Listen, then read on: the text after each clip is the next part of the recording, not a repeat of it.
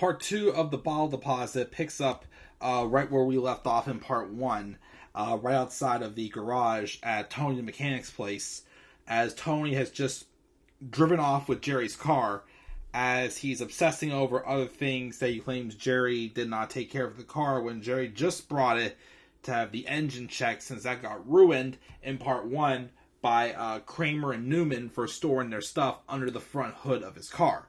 Why they do that, the world may never know. So then Jerry calls the police, files a police investigation. Elaine, of course, tags along to get that whole thing figured out. And of course, the police didn't have much luck. The only thing they found was at some warehouse, they found a beaten up car that looked exactly like Jerry's. But then they realized it's not Jerry's because it had a turbo. And then some other lady came and found it and ended up being hers. Of course, they still waited to hear back from the police. But then Jerry did get a call from Tony saying the car was fixed up. But, the car may be in his name, but his blood and sweats on on the fixed engine and everything. So he refused to bring it back. So Tony, being a maniac, drives further out into the country. Meanwhile, though, Kramer and Newman were still making their way out to Michigan, switching back and forth as to who's driving. While they're on the highway, I was confused by this because I didn't know, which, I don't know if he knew or not, but a car then cuts off Kramer right in front of him, and then Kramer says, it looks like Jerry's car, and it has New York license plates on it. He thought it was strange. So they had like a car phone inside the mail truck. He calls Jerry, and he says, hey, Jerry, what's your license plate number? So Jerry pulls it out, and the license plate number was the same number that was on the back of his car. So then Kramer was following it. Jerry calls Elaine. She comes over and basically sits with Jerry, waiting for the status update and the play-by-play, whether the Kramer catches the car or not, because the car still has the JFK golf clubs in it. Which, of course, Elaine did have to somewhat tell Peterman, hey, they were in the back of Jerry's car and a maniac mechanic stole it. So, but then they got to a part where the mechanic where Tony was getting off to go on a different highway, because I think at this time, Kramer and Newman were in Ohio. But then he's getting off on a different highway they're going to be going on. But then Jerry and Elaine begged Kramer to follow him. Kramer, of course, not listening to Newman, decided to follow Tony and drives up the hill and gets on to, I think it was 135, I think it was. And basically it was going to be a route that could take them. And Kramer said he had enough gas to get all the way down to Memphis. But of course, Kramer being Kramer, thinking that the truck was too heavy, he opens up the truck, and while they're driving, throws out all the bottles they collected. And eventually, when Newman wouldn't shut up, he threw out Newman to lessen the weight of the truck. So he then gets back on Tony's tail. Unfortunately, though, it didn't really end too well. Kramer didn't get the car back. As I think Tony eventually caught on that somebody was following him. So what did he start doing? While Kramer was on the phone with Jerry and Elaine, Tony reaches in the back, grabs the golf clubs, which at first Kramer thought it was a gun. So he ducked, but then realizes Tony was throwing the golf clubs at him. And of course then, as they continue to throw the golf clubs at him and even the bag with the golf clubs, Tony got away. So then Elaine basically begged Kramer to collect the golf clubs as I believe the mail truck got destroyed. So Kramer was now lost on the street. Newman was lost on the street. But Kramer at least was walking back the way he came from to collect the golf clubs.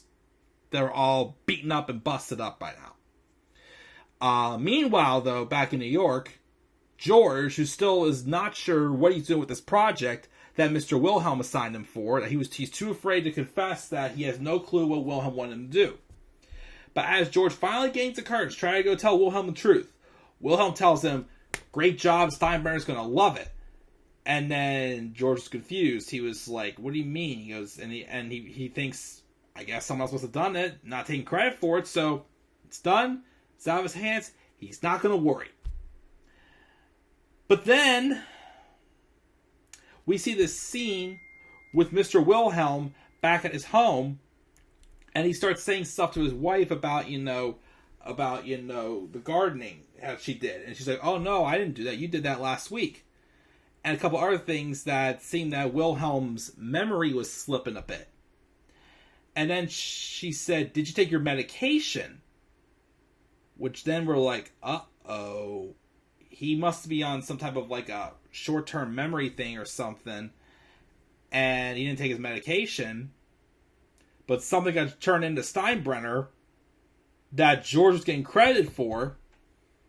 Steinbrenner saw the thing, called George to his office, and I don't know what it says, or we don't know what in the world this project was going to be.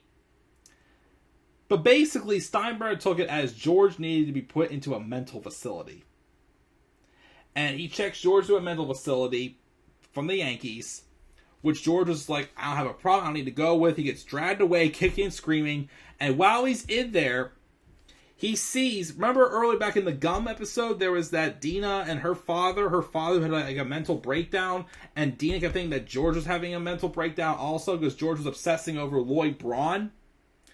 Well, she was there to visit her father, who happened to be there, and George started freaking out again that he was there, because once again, he's like, I'm not mentally ill or whatnot, this and that. So he gets stuck there. I guess he's out of it in the next episode. But then the ending, the two ending parts. So Newman, of course, was on his own first. He ends up walking through the forest and finds this home owned by this farmer, who's played by Ron Howard's dad. And he invited Newman in for some dinner. He's the only thing I ask is to keep your hands off my daughter, who was obviously immediately attracted to Newman. Someone else was attracted to Newman. Newman actually someone was attracted to him, which I'm sure if Jerry knew would drive him nuts. Because he really thinks, why would anybody be attracted to Newman?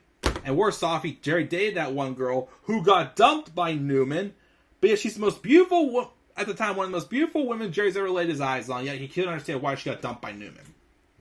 But anyways, so I guess, Newman started, kind of like, giving her the vibes back.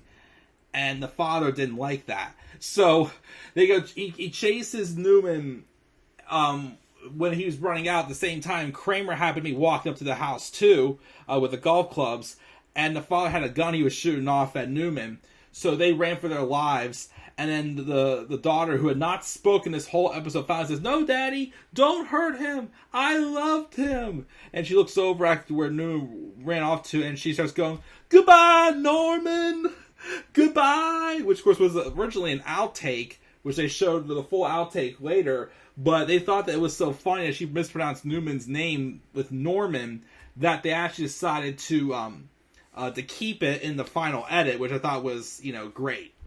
How did Kramer and Newman make it back? Well, I don't know. Did Newman get in trouble about that mail truck? I don't know.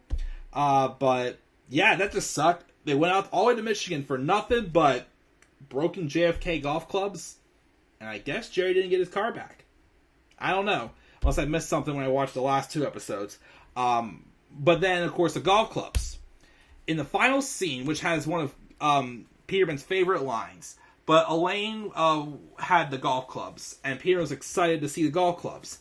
And he says, I'll be inaugurating them this weekend with none other than Ethel Kennedy, a woman whose triumph in the face of tragedy is exceeded only by her proclivity to procreate, which cracked up John O'Hurley. That's one of his favorite lines, he said. But then Elaine gives him the bag of clubs, and the clubs are wrecked. And then Elaine's expecting a poor reaction, but then Peterman picks up the clubs and staring in disbelief at the twisted metal. And Elaine just mentions that the letter of authenticity is in the side pocket. And Peterman was like, I never knew Kennedy had such a temper. And then he basically walks away disappointedly, heads to the door, and then that was off his chest. That was, off Elaine's chest, but yeah, just sucks that it had to happen that way, all because of a crazy mechanic. I still don't get though why Elaine just didn't take the clubs out of Jerry's car when she got dropped off after the auction. But, and also she spent $20,000 on it, which was double the budget that Peterman gave her. But again, she was obsessed over beating Sue Ellen Mischke. So, whatever. But that's the bottle deposit. Again, the only two fun facts that we had was, again, the thing about the daughter saying goodbye, Norman, goodbye, was not originally scripted, but because they actually thought it was so funny, they kept it in. And then, of course, the other thing was about that same scene when Newman was running away. Wayne Knight credits it with the prompting him, credits that scene with prompting him to become healthy. Apparently, from that scene, when they did several takes of Newman dashing through the cornfield, Wayne Knight began experiencing some heart palpitations from running so animately. After visiting the doctor, he was told that his blood pressure was very high and he was close to developing type 2 diabetes. Therefore, he started attempting to get into better shape. He apparently had shed off about 117 pounds, and of course is a much slimmer and healthier man, as he of course says, thanks to this show. God bless you, Jerry, as he said to end the inside look from this episode. But that's the ball deposit. Not too bad of an episode. I mean, I think I was more intrigued by the JFK golf clubs. And I did like, Brad Garrett's story of him being like the maniac cop that was obsessed over Jerry's car. Not cop, a mechanic that stole Jerry's car. Of course, since Elaine and Putty weren't together, I guess Jerry couldn't go back to Putty, because we don't remember Putty was a mechanic, but Putty comes back in season 9. We'll see him then. And I believe also this is the last episode of season 7 in which Steinbrenner appears, well, in the final edit as Larry David's voice. Because as we all know, which I'll talk about a little bit in the invitations, that this was Larry David's last season as executive producer. So it was his last episode as both Steinbrenner's voice and his executive producer. But of course, he has still 2 more episodes after this. So yeah, and a 1 hour episode is almost supposed to be a half an hour. But then of course the read through will end up making the episode 18 minutes. So it was a little too short, and it being a pretty good hour episode. Of course, again, Kramer and Newman got nothing out of heading to Michigan. I don't know how they got back, but who knows. The next episode is pretty good. It's called The Wait Out, which I do like it. It's one of the first ones I remember watching as well, as of course I'm There For You. And of course, George also almost found another way of trying to get out of this engagement to Susan. How is that though? We'll find out next in the Wait Out episode. So once again, guys, what were your thoughts on the Bottle Deposit parts 1 and 2? Make sure to leave your thoughts down in the comments section below. And be sure, as always, to slap a like on the video, subscribe or contact my channel, and follow me on Twitter as well, at DemandAir93. Until then, guys, I'm checking out. I'll catch you all later. And all I gotta say again is, goodbye, Norman! Goodbye! End it!